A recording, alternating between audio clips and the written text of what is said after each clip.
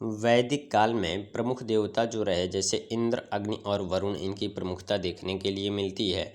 वहीं यहाँ पे वैदिक मंत्रों का जो उच्चारण था वो पुरोहितों द्वारा मौखिक परंपरा के द्वारा ही किया जाता था। तो आइए आज हम जानते हैं कि वैदिक ज्ञान का जो संरक्षण हुआ वो किस प्रकार से हुआ, पीढ़ी दर पीढ़ी ज्ञान कैसे सुरक्षित रहा और एक सभ्यता से दूसरी सभ्यता में किस प्रकार से गया, इसकी प्रमुखता के बारे में ये वीडियो हम पूरा देखेंगे, इसको स्किप नहीं करेंगे। जैसे यहाँ पे श्रुत चीज़ें प्रारंभ की गई थी जो गुरु के द्वारा उच्चारित की जाती थी और शिष्यों के द्वारा अगली पीढ़ी में पहुँच जाया करती थी। वैदिक ज्ञान जैसे रहा उसका संरक्षण किस प्रकार हुआ, तो यह मुख्यतः मौखिक परंपरा से जुड़ा था।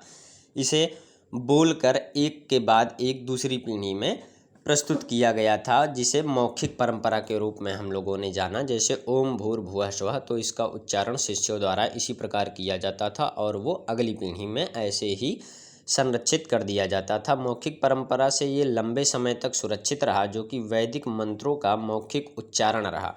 ये गुरु से शिष्य और शिष्य से अगली पीढ़ी। वहीं श्रुति परंपरा भी प्रमुख देखने के लिए मिली। सुनकर, याद कर दोहरा कर ज्ञान का संरक्षण दूसरे पीढ़ियों तक भी पहुंचाया गया था। ये श्रुति परंपरा की प्रमुख चीज़ें हमको देखने के लिए मिलती हैं, जहां पर बस श्रवण से चीज़ें याद की जाती थीं। वेदों को पीढ़ी दर पीढ़ी कंठस्थ कराया जाता था, यानी गुरु के द्वारा एक पीढ़ी को उसको कंठस्थ शिष्य से करवाते थे। यही अगली पीढ़ी में शिष्य जो गुरु बनते थे वो शिष्यों को कंठस्थ करवा के आगे भेजा करते थे। इसका लिखित प्रमाण कहीं नहीं है। वहीं वैदिक संस्कृति में संगीत भी हमको देखने के लिए मिलता है। इसका महत्वपूर्ण स्थान माना गया वैदिक संस्कृति में, जहाँ पे लोगों को संगीत में भी अत्यधिक रुचियाँ देखने के लिए मिलती हैं और वेदों में संगीत का भी वर्णन देखने के लिए मिला। वैदिक मंत्रों का जो उच्चारण होता था इस समय में, वहाँ मंत्र स्वर और लय के साथ ही उच्चारित किए जाते थे। विशेष स्वर और लय के साथ इनका उच्चारण किया जाता था। शिष्यों के द्वारा गुरु इसका उच्चारण करवाया करते थे।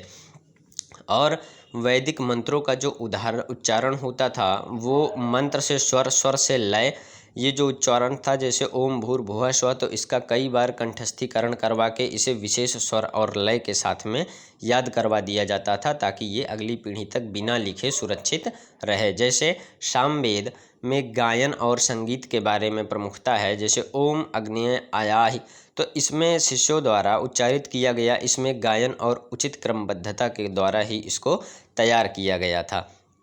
यज्ञ और जो संगीतियाँ यहाँ पे हुआ करती थी उसमें यज्ञ, मंत्रोच्चार और संगीत की प्रमुखता थी। धार्मिक अनुष्ठानों में संगीत का प्रयोग किया गया था। अनुष्ठान होते थे तो इनके मंत्रों के उच्चारण संगीतमय प्रकार के देखने के लिए मिलते थे।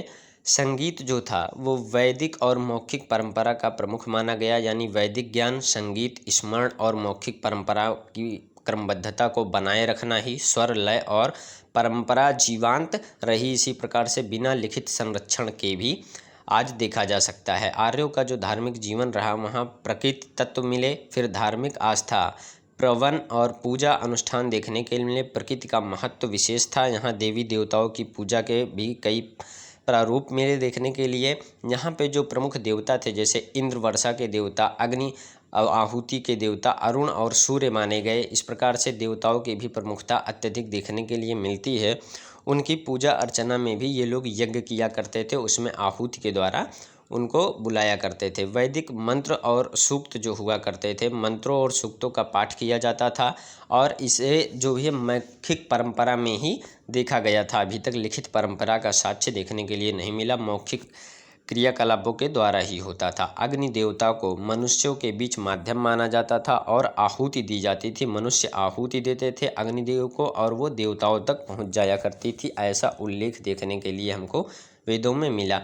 वहीं ऋज तत्व और पुरोहित जो हुआ करते थे वे धार्मिक अनुष्ठानों में महत्वपूर्ण भूमिका निभाते थे। इनका काम ही होता था अनुष्ठान करना, मंत्रोच्चार करना और आहुति करते थे। अनुष्ठान संचालक भी उसमें आहुति का काम किया करते थे अपनी समस्याओं को लेकर, उसके निवारण के लिए। मौखिक परंपराएं जो थी वो धार्मिक संस्कृत ज्ञान पीढ़ी दर पीढ़ी आगे बढ़ती रही। जैसे गुरु से शिष्य, फिर शिष्य से फिर शिष्य के द्वारा अगली पीढ़ी के द्वारा हस्तांतरित कर दी गई थी। तो अगर वीडियो आप लोगों को पसंद आई हो तो स्टडी हब चैनल को सब्सक्राइब करना ना भूलें और वीडियो पे लाइक कमेंट भी करें। इस प्रकार के फैक्ट के साथ हम आप लोगों के साथ अगली वीडियो में मिलते हैं। तब तक के लिए बाय।